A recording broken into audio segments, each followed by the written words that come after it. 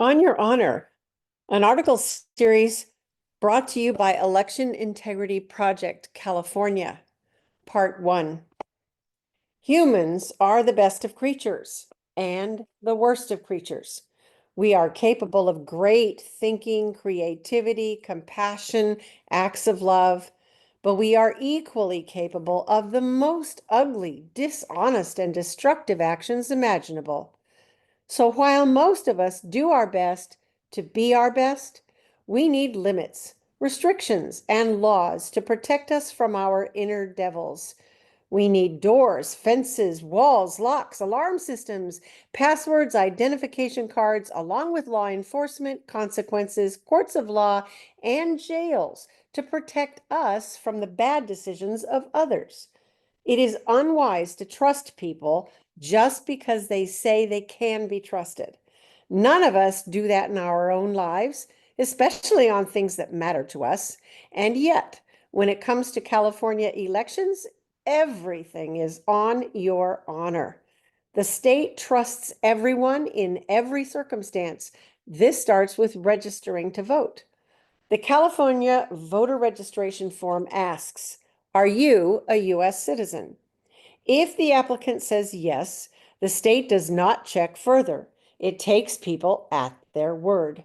If the applicant says no, the state sends a card basically asking, are you sure that's your final answer? And if the applicant leaves the citizenship question blank, California sets the default to yes. The state makes the registration legal without any attempt at verification. An honor system for something as important as verifying U.S. citizenship harms the integrity of our elections.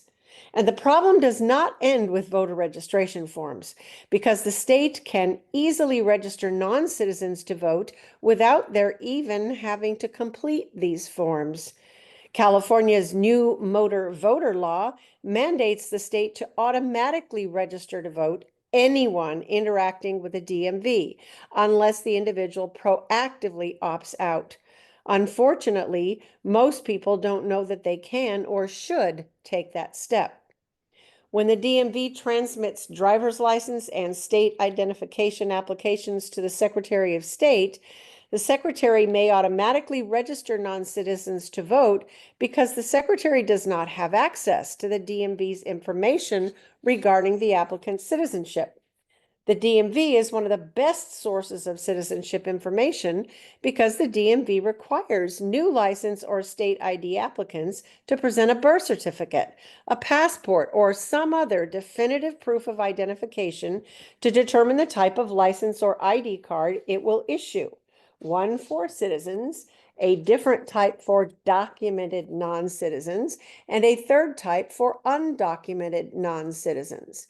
Yet state law prohibits the DMV from sharing citizenship information with any state elections official, including the Secretary of State.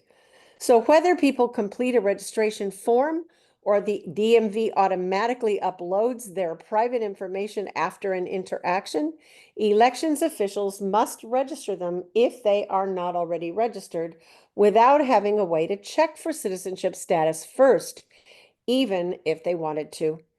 The people in charge of our elections are flying blind in a system operated purely on your honor. As a result, there is no way to determine how many non-citizens are on the California voter rolls, how many actively vote, or how many have their identity used by someone else to cast a vote in their name. This system is not a wise way to safeguard our most fundamental right as citizens, the right to choose our representatives by fair, honest, and transparent elections. This article is the first in a series that illustrates how California's On Your Honor system endangers the integrity of our elections. Stay tuned for the rest of this On Your Honor article series.